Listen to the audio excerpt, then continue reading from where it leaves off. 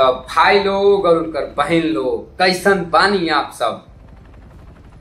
Martin movie के trailer release हो गई बा यूट्यूब पे। ये एगो आगामी कन्नड़ मूवी बा जौन की एक्शन और थ्रिलर से भरपूर बा।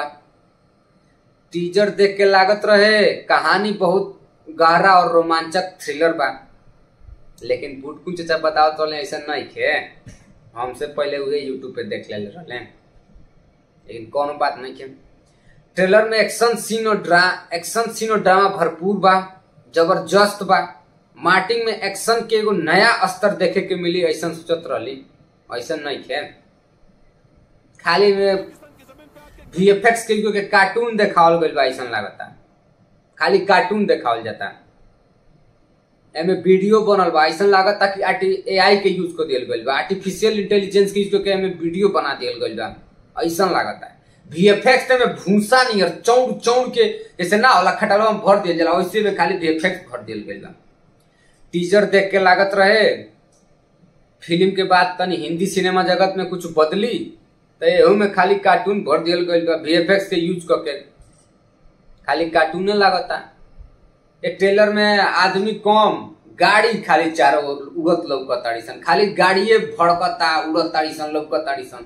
जैसे गांव में ना होला कि फलानवा चचा से झगड़ा हो गई, तब फलाने के लइकवा जनबा माचिस ले गई तीली से गेहूं के खेत में जरा देलस, आ पूरा गांव में धुआं धुआं धुआं धुआं हो गई ऐसा लागता उन्हें।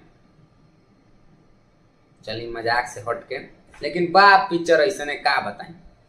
ध्रुव भैया एकदम सीरियस रोल में बा, कोनो उनकी चेहरा पे ना मासूमियत लौकता ना कहीं प्यार वाला फील बा। खाली एगो ऐसा बुझाला जैसे गांव में डाइन ना होली सन, एकदम सीरियस रहेली सन कि बस अब दूसरे के हमके एकदम टोना कर देवे बा। ये बा एगो और बा, जैसे गांव में नेताजी ना आवेले तो नेताजी के पीछे हमने नेताजी आ गए और आवेले सीरियस मूड में गाड़ी से उतरे ले, अब बस हाथ देखाओ कहे विकास तो एकदम ऊ करम कि जौन रंगा लोग नहीं खींचा।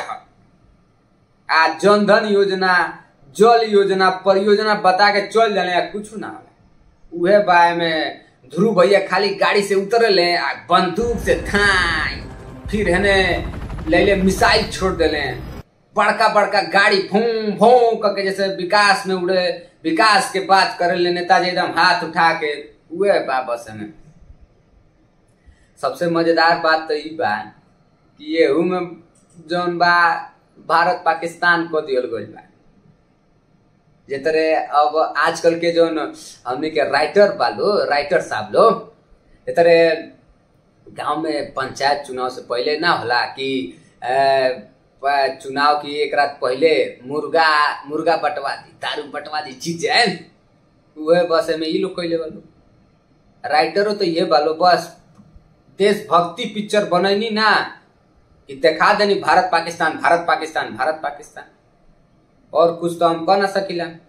भारत के जनता तो एकदम चुतिया बैठल बिया, जाइबे करी देखे भारत पाकिस्तान जेवन ला देली। सबसे ज्यादा जौन बा पाकिस्तान हमनी के परेशान करता, राइटर लोग के खाली भारत पाकिस्तान लोग करता। सबसे बड़न बात तो ई बा कि कहानी शुरू होता Sydney, Turkey, Berlin, Hong Kong, Moscow, खत्म हो जाता पाकिस्तान पे। देखनी तो लागत रहे खोदा पहाड़ निकला चुहिया, ये कहानी बा पाकिस्तान पे खत्म कर दिया जाता। तो कैसन लागल आपके हमारे रिव्यू फिल्म के? अगर आप हमसे कनेक्ट हो गई बनी तो लाइक शेयर सब्सक्राइब ठोक दी, एकदम ठोक दी।